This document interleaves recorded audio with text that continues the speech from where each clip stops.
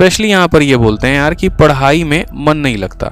ठीक है, ये बड़ा खतरनाक सा टॉपिक है, 2 मिनट आप कर लूँगा लेकिन बात ज़रूर करूँगा इस पर कि मन नहीं लगता है। ठीक है, अब आज मैं आपको बात बताता हूँ, अपने जीवन से जुड़ी बात बताता हूँ, फिर उसके बाद आप लोग देखना कि क्या सच है क्या झूठ है। ये सिर्फ आपके साथ नहीं है, पढ़ाई में मन नहीं लगता वाली कहानी ये सबके साथ होती है। जब हम अपना मेंस का प्रिपरेशन कर रहे थे ना, तो उस टाइम पर हमारी कहानी ऐसी थी कि हमें थोड़ा कभी कभी मोबाइल चलाने में ज़्यादा आदत सी लग गई थी, और एक गंदी वाली आदत। फेसबुक के वीडियोस देखे जा रहे हैं, ख़त्म ही नहीं होता। इंस्टा के रील देखे जा रहे हैं, ख़त्म ही नहीं हो रहा भाई। टिकटॉक भी आ रखा था लगभग, ठीक है, ख़त्म ही नहीं हो रहा। एक रील देखे पसंद आ गया, दूसरा देख रहे हैं पसंद आ रहा है, तीसरा देख रहे हैं पसंद आ रहा है, और मज़ा आ रहा है बिल्कुल एकदम। ठीक है, बढ़िया डांस 1 मिनट के अंदर देखने को मिल रहा है। ठीक है, हिमाचल का सीन देखने को मिल रहा है। ठीक, और उसमें मैं ये देख रहा हूँ ना कि मैं वीडियो देख देख के मुस्कुरा रहा हूँ लाइब्रेरी में, और अगर बगल वाला बंदा जो है वो बेचारा पढ़े जा रहा है। मुझे तब महसूस नहीं हुआ। मुझे महसूस तब हुआ जब हम दोनों ने साथ में मॉक टेस्ट दिया और पता चला कि वो मुझसे 20 नंबर आगे है। ठीक, उस दिन मुझे थोड़ा सा महसूस हुआ। फिर उसके अगले दिन जब हमारी CHSL के आंसर की आई थी ना, तब मुझे थोड़ा सा और महसूस हुआ कि यार ये तो बड़ा गड़बड़ है। अगले के पास सिलेक्शन पे सिलेक्शंस आए जा रहे हैं और मैं थोड़ा पीछे होते चला जा रहा हूँ। तो थोड़ा सा मैंने अपने आप को कंट्रोल करने की कोशिश की। जैसे आप लोग कसमें वादे नहीं खाते हैं एकदम, आज से कसम है, उसकी कसम है, ये कसम है, वो कसम है, मोबाइल नहीं चलाएंगे, छोड़ देंगे, अलग कर देंगे। आप इनफैक्ट कोशिश भी करते हो बैग में डाल के रखने की। जो बच्चे स्पेशली लाइब्रेरी जाते हैं एकदम कोशिश करते हैं, बेपनाह कोशिश, मोबाइल बंद करेंगे, फ्लाइट मोड में करेंगे, रख देंगे बैग में।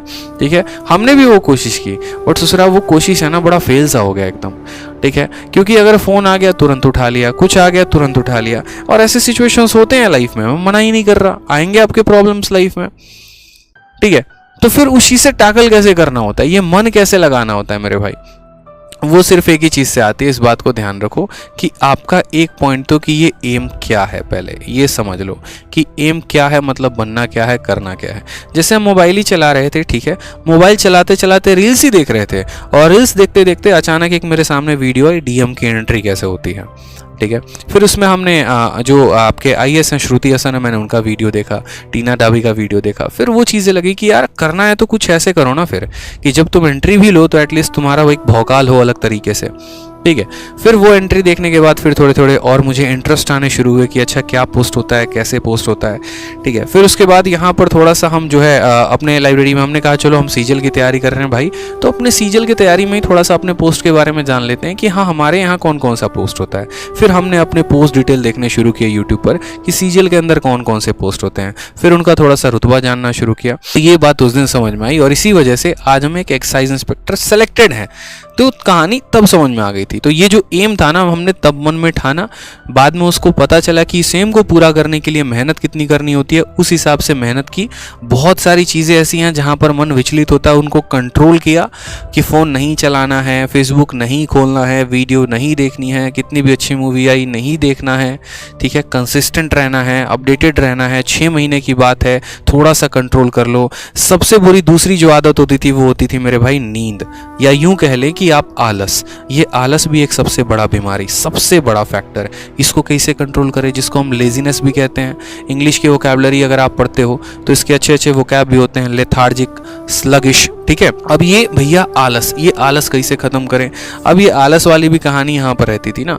ठीक है, उठेंगे, आराम से उठेंगे, कोई बात नहीं, मतलब अलार्म लगा दिया है, बज रहा है, उठा ही नहीं जा रहा। ठीक है, 7 बजे का अलार्म काट रहे हैं, 7:30 हो गया, फिर काट रहे हैं, 8 हो गया, फिर काट रहे हैं, 8:30 हो गया। मतलब करते करते ज़बरदस्ती, चलो मेड खाना बना के रख दी, अब लेकर खाना लेके जाना है लाइब्रेरी, उसमें भी थोड़ा बढ़िया से तैयार हो रहे हैं, उठ के आराम से नॉर्मल वे में जा रहे हैं। पता चलता है कि उठे 7 बजे थे।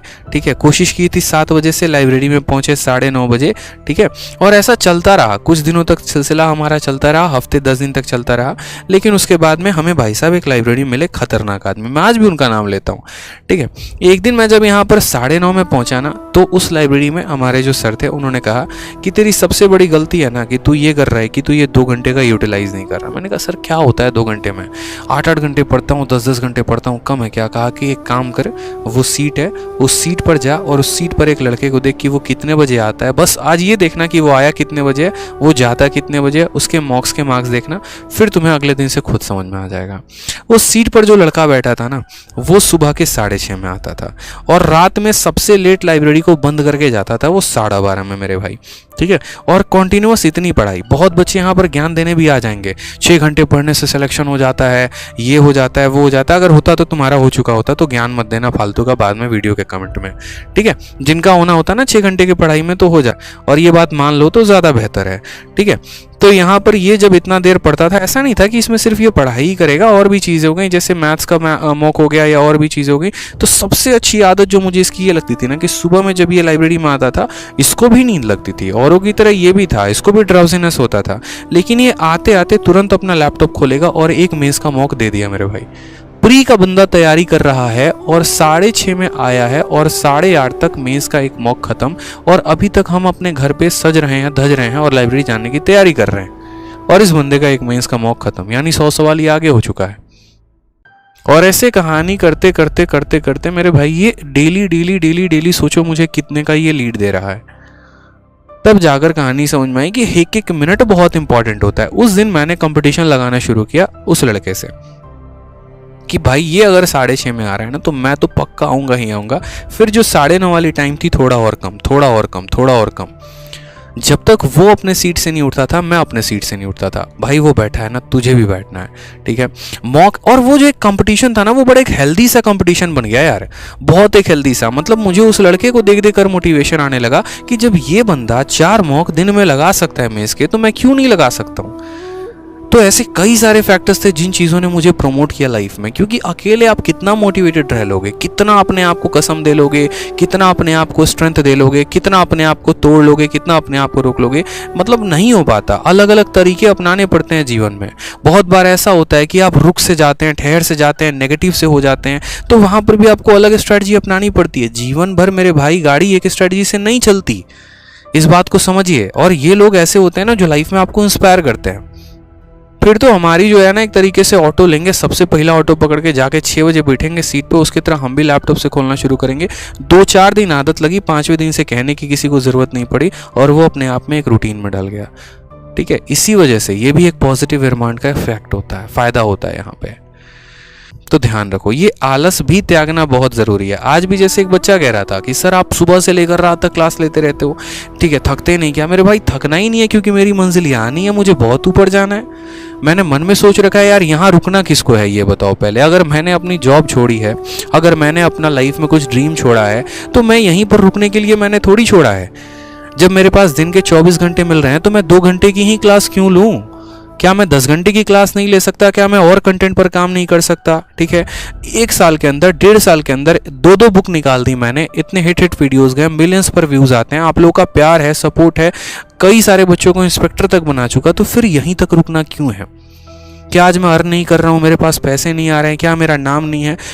लेकिन आज इस मुकाम पर आने के बाद भी मैंने अपने आप को नहीं रोका है। तो आप क्यों रोकते हो यार? आपने क्या अचीव कर लिया बताना जरा। मैं इतना अचीव करके भी आज अपने आप को नहीं रोक रहा हूँ, कॉन्टिन्यूसली पढ़ाते रहता हूँ। कभी कभी मेरे लुक्स पे देखना, कभी ध्यान देता हूँ, लगता है कल भी यही टी-शर्ट पहन के आया था पढ़ाने, आज भी यही पहन कर आया हूँ, बदला तक नहीं है, फ़र्क ही नहीं पड़ता। क्योंकि मंजिल टी-शर्ट नहीं है, मंजिल अकाउंट का पैसा नहीं है, मंजिल ऊंचाई है, वो नाम है, वो शोहरत है जो छूना है। तो फिर आप क्यों रुकते हो? मत रुको करो ना मेरे भाई। अभी जब खुद तक कुछ चीज़ें हासिल नहीं की है तो रोकना क्यों है यार अपने आप को? ऊपर जाओ, थोड़ा और मेहनत करो, थोड़ा सा और आगे बढ़ते हैं ना, ठीक है। एसएससी निकाल लिया तो आगे यूपीएससी का सोचो। क्या आपके अंदर वो करिश्मा नहीं है? क्या आपके अंदर वो फ्लेयर नहीं है? क्या टैलेंट नहीं है? कर सकते हो ना यार, तो करो ना। फिर रोका क्यों अपने आप को?